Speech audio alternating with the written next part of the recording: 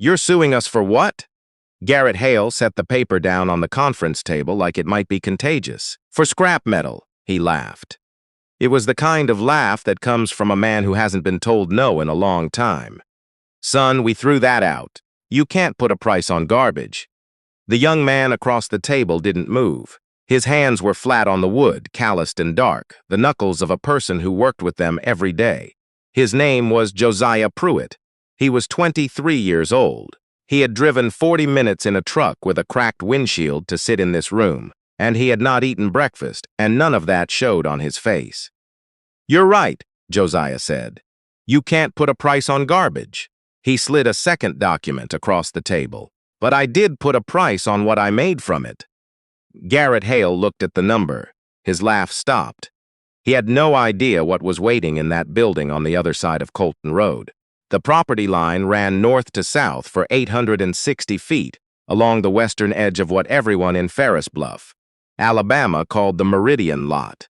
On the east side of that line stood Meridian Steel Fabrication, a mid-sized industrial plant that had been stamping and cutting structural steel components since 1987. On the west side stood 2.5 acres of red clay earth that a black man named Walter Pruett had bought in 1962 for $450 cash from a county clerk who took the money without looking up from his desk.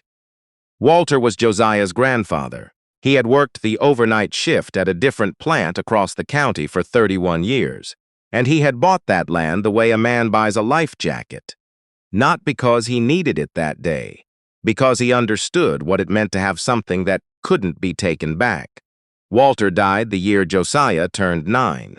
He left behind a house, the 2.5 acres, and a handshake agreement with the plant manager at Meridian that went back 15 years. The agreement was simple. Meridian's fabrication process generated a great deal of what their procurement forms called dimensional remnants. Offcuts of structural steel, angle iron, square tubing, flat bar. Pieces too short or too irregular to use in their contracts but too clean to be true scrap. They paid a hauler to take it. Or they had, until a floor supervisor named Owen Breck got tired of waiting on the hauler and started letting his drivers push the bins through the access gate at the back of the lot onto the edge of the Pruett property. Nobody signed anything. Owen Breck did it because it saved him a scheduling headache.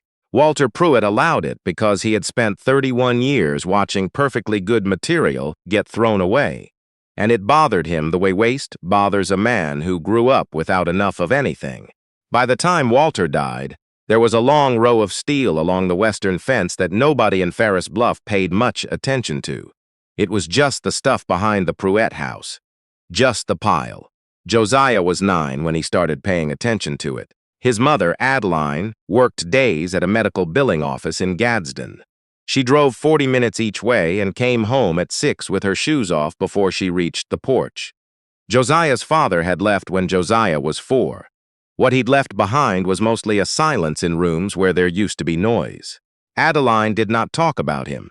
She talked about homework and grocery lists and whether the gutters needed cleaning. She talked about everything except the pile. Josiah had nothing to do that first summer but be 9 years old in the Alabama heat, with no camp and no car and nowhere to go. He started walking the fence line the way kids walk fence lines when they're bored, dragging a stick along the chain link. And one morning he stopped at the pile and crouched down and picked up a piece of angle iron about 18 inches long. It was not garbage. Even a 9-year-old could see that. It was clean on the cut ends. The steel was heavy and cold in the way of a thing that had been made to do something. He carried it back to the house and set it on the back step and looked at it for the rest of the afternoon. He went back the next day, and the day after. Owen Breck had retired by then. The new floor supervisor at Meridian, a man named Carl Dupree, had inherited the arrangement the way you inherit furniture, without asking for it and without really understanding where it came from. He saw the bins getting pushed through the gate and didn't stop it because stopping it would have meant finding somewhere else for the material to go, and that was somebody else's problem. Josiah didn't know any of this. He just knew that a few times a week, new steel appeared along the fence, and it disappeared if he didn't get to it fast enough because the county road crew sometimes came through and took what they could reach through the gate. So he started getting there first. His grandfather had left behind a small cinder block shed at the back of the property. Inside it were tools that Walter Pruett had accumulated over decades: a bolt cutter, a set of hand files, 2 pipe wrenches, a hacksaw with a new blade still in the packaging, and a coffee can full of hardware that rattled when you picked it up. On the wall above the workbench, written in black marker on the bare cinder block in his grandfather's handwriting, was a single line: "Good steel doesn't know it's been thrown away." Josiah read that line until he knew it without looking. He didn't fully understand it then. He was 9, but it sat in him the way certain things sit in you when you're young. Not understood, but held. The way you hold something in your pocket because you know it matters even if you don't know why yet. He started teaching himself. He learned that steel left on wet clay rusts faster than it rusts in the open air. So he pulled his grandfather's lumber scraps from the corner of the shed and built a simple elevated rack, the way he had seen people store firewood, and began moving the best pieces off the ground. He learned to sort by type: angle iron in one section, flat bar in another, tubing stacked by diameter. He found a wire brush in the shed and started knocking the surface rust off each piece before it could go any deeper.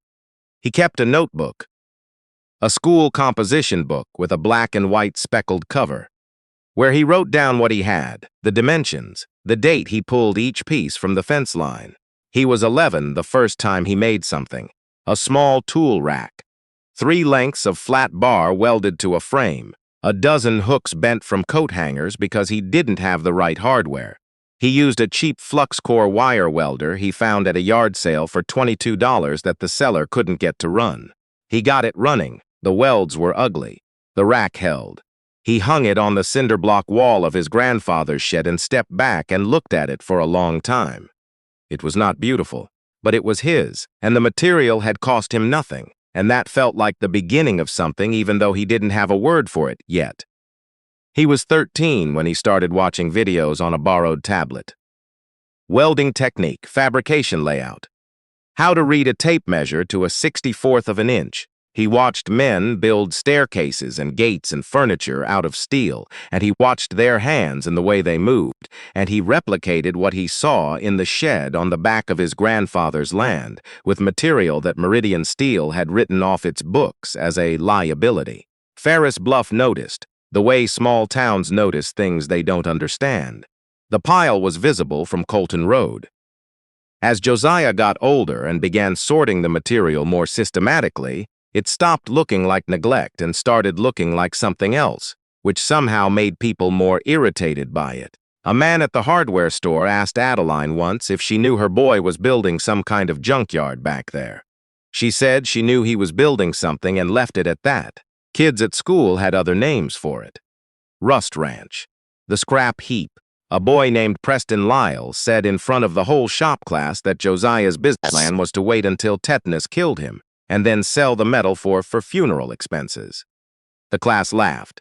Josiah didn't say anything. He went home and finished a set of brackets he'd been working on, and the following week sold them to a fencing contractor in Gadsden for $40, which was $40 more than Preston Lyle had made that week.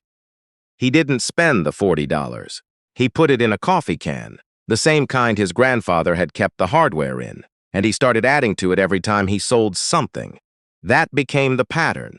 Build a piece, sell it, use the money to buy a better tool or a piece of material he couldn't source from the fence line, or occasionally to fix something in the shed that needed fixing. The coffee can grew. The tool collection grew. The inventory of sorted, cataloged, rust-treated steel along the western fence grew.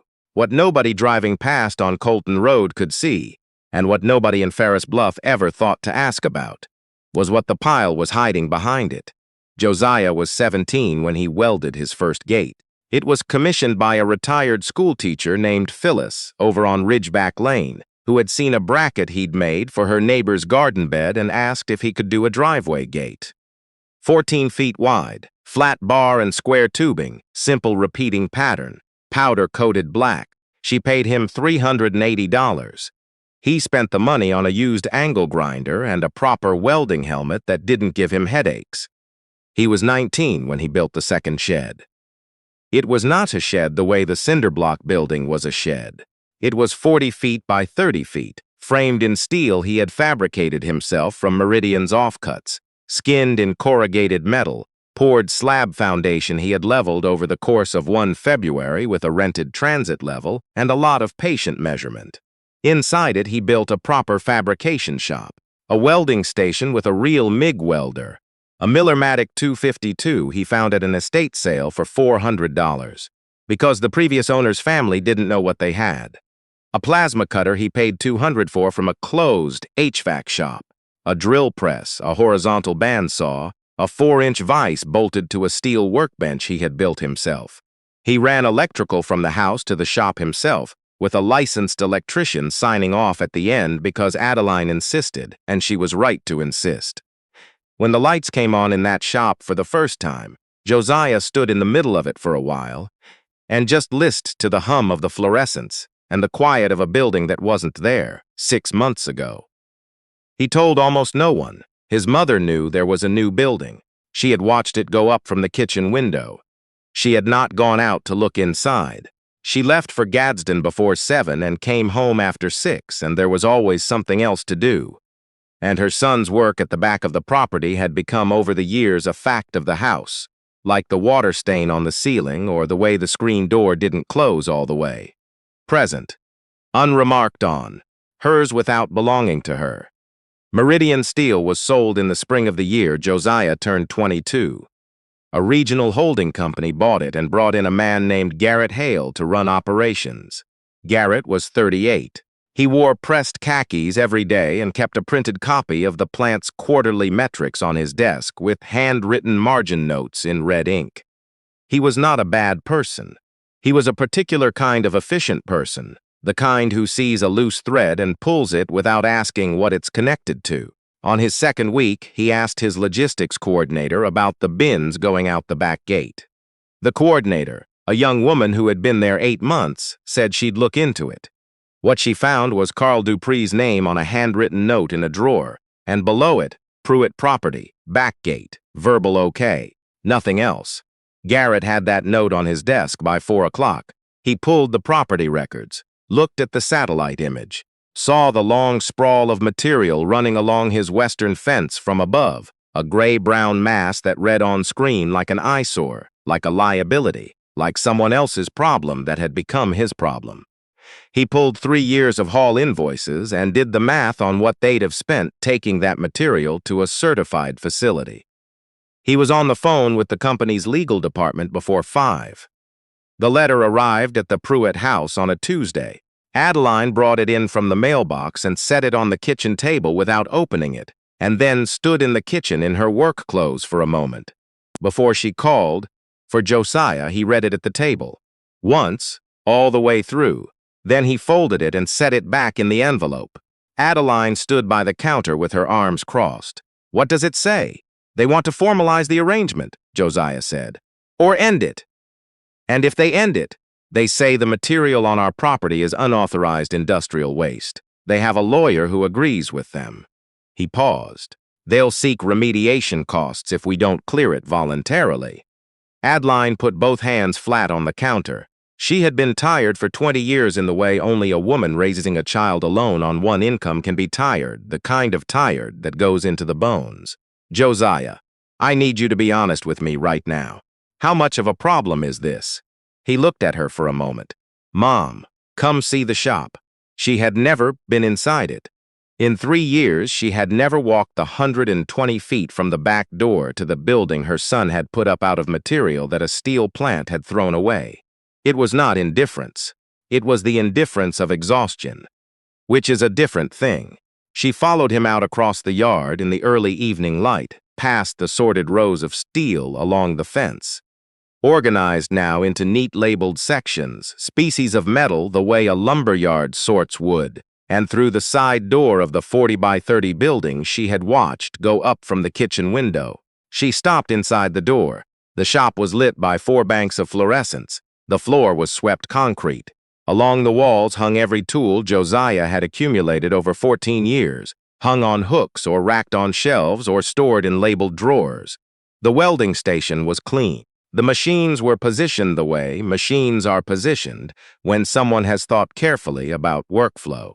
At the center of the space, on a steel workbench he had fabricated himself, sat a gate in progress, flat bar and square tubing, a pattern of overlapping diamond shapes, clean tack welds holding the sections in place before the finish passes. On the far wall, mounted on a piece of the first flat bar he had ever pulled from the fence line, was a piece of hand-cut lettering.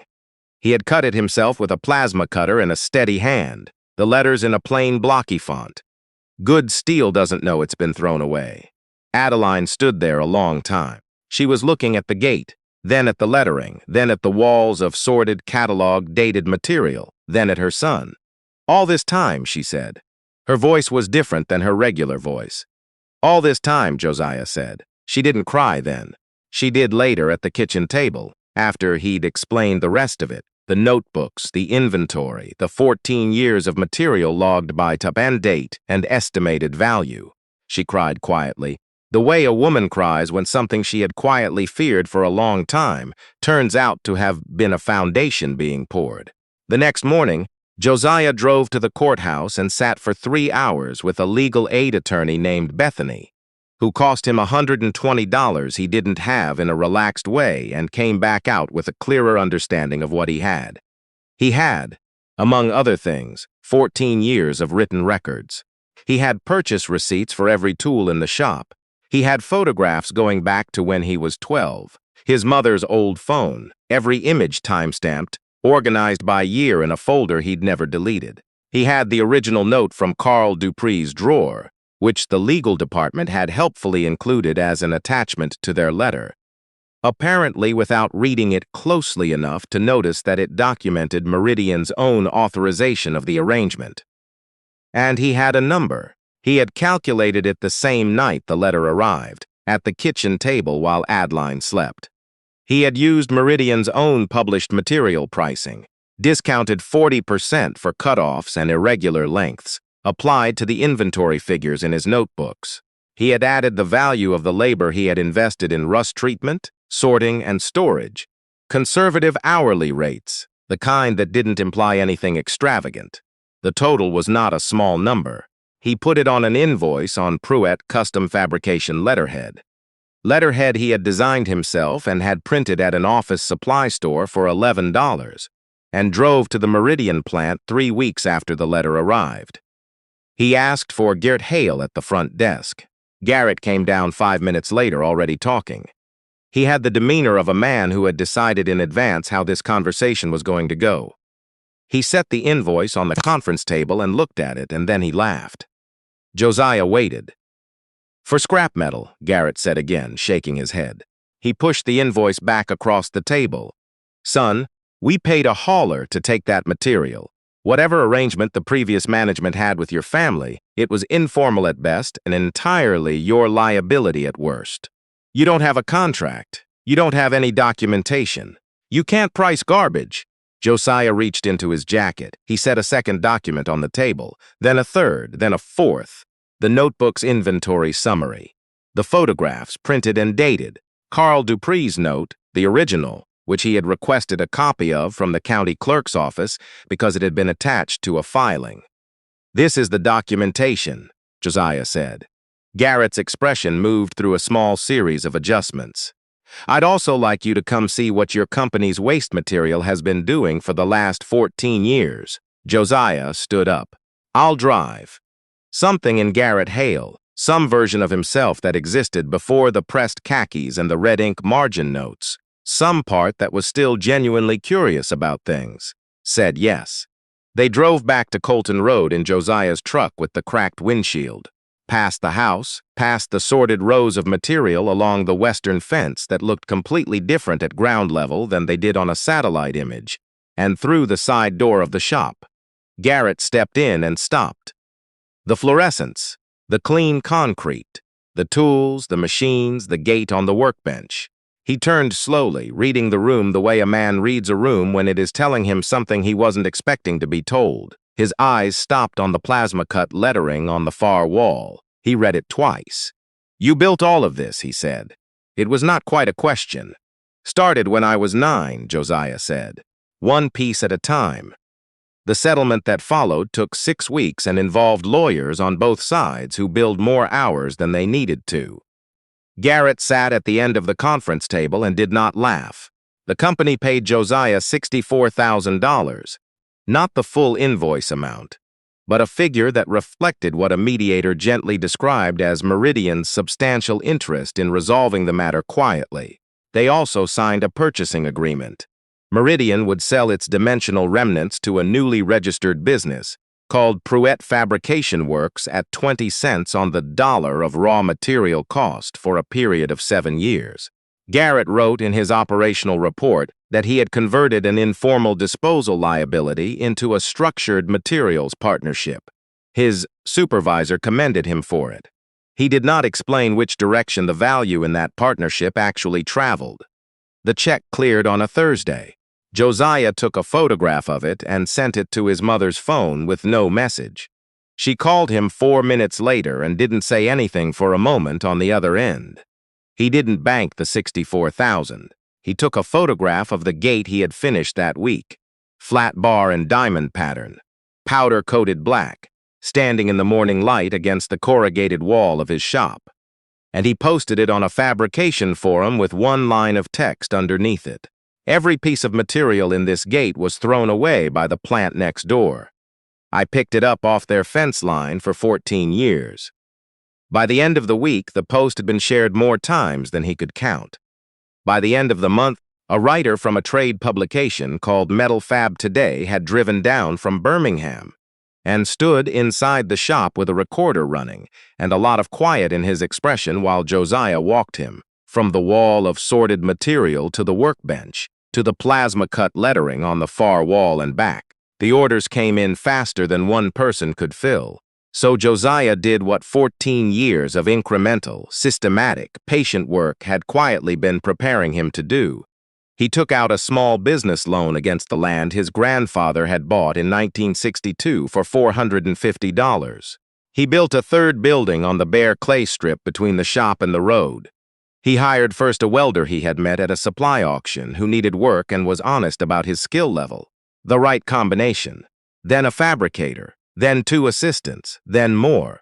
He called Preston Lyle's former shop teacher, Mr. Audubon, retired, still lived on the county road, and asked if he wanted to come in 2 afternoons a week to teach basic welding to the junior hires. Mr. Audubon said yes before Josiah finished the sentence. By the time Josiah turned 24, Pruett Fabrication Works employed 19 people.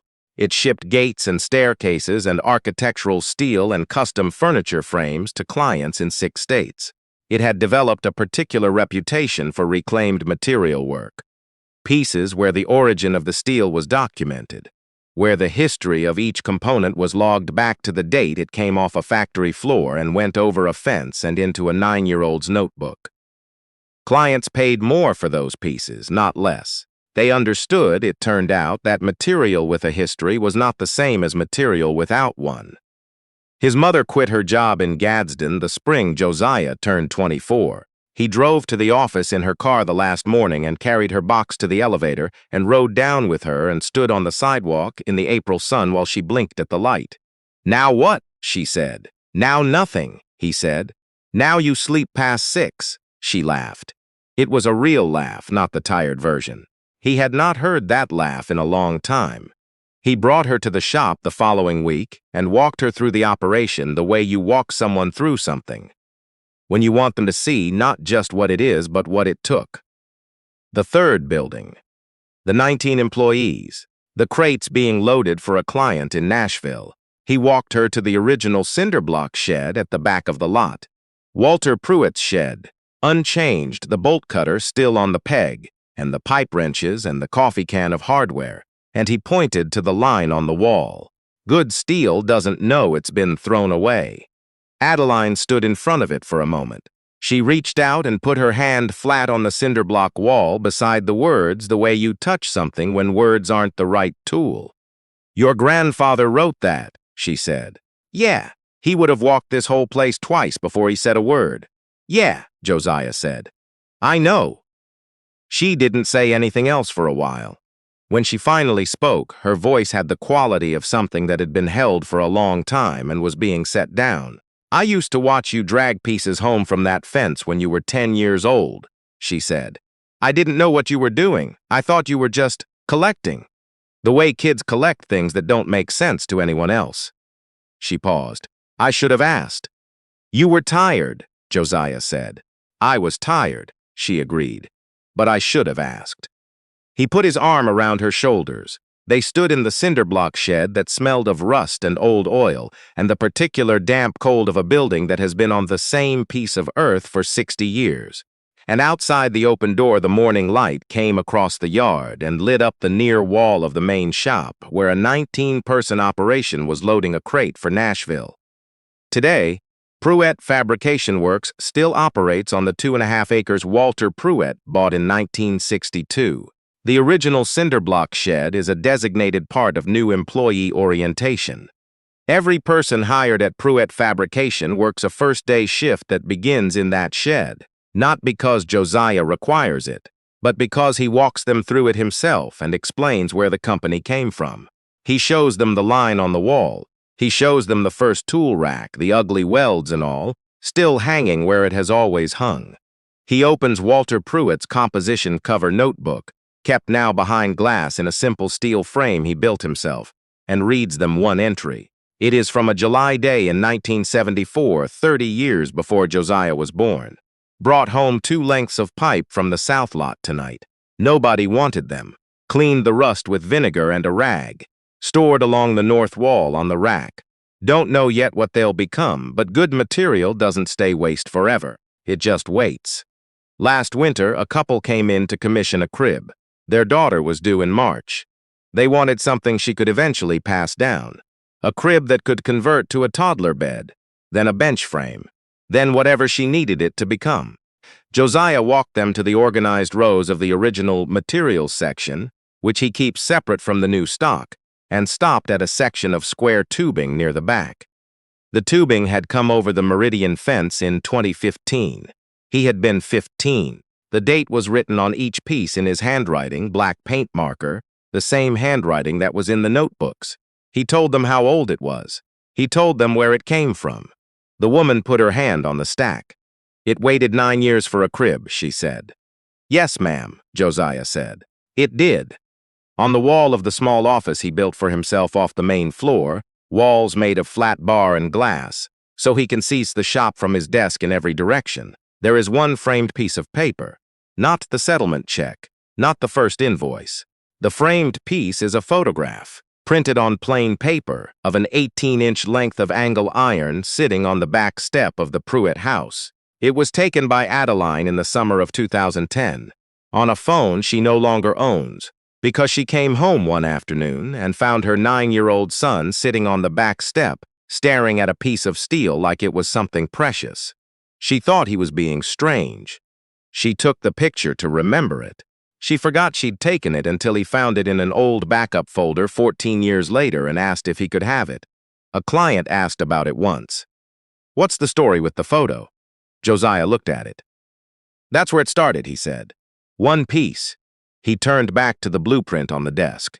"Some things look like garbage because the person deciding hasn't asked the right question yet. The question isn't what something is. It's what something could become in the hands of a person patient enough to find out." Josiah Pruett found out. One piece of angle iron at a time, one composition notebook at a time, 1 year at a time, for 14 years on a strip of red clay in Alabama that his grandfather bought because he understood what it meant to own something that couldn't be taken back. The plant next door called it waste. They were wrong. They just had the wrong person deciding. If this story made you think of someone, a person doing the quiet thing, the long thing, the thing that doesn't make sense to anyone watching, tell me about them in the comments. I read everyone. If it moved you, the like button helps this find the next person who needs to hear it. And if you're new here, this is what we do. We tell the stories of people whose work outlasted the systems that called them invisible. Subscribe. Stay a while.